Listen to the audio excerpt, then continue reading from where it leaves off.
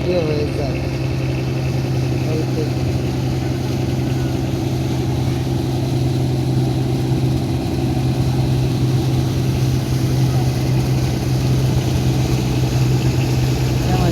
Trawler ঘোরাচ্ছে দেখেন, এই জায়গায় পানির স্পিডটা কি দেখতে পারেন।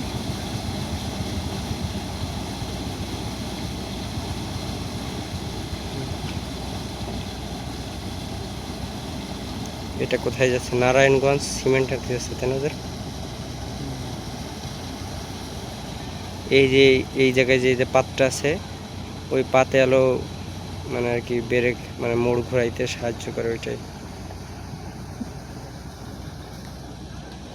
যাই হোক চলে গেল বা এখান থেকে যে নদী ভাঙতেছে দেখছেন?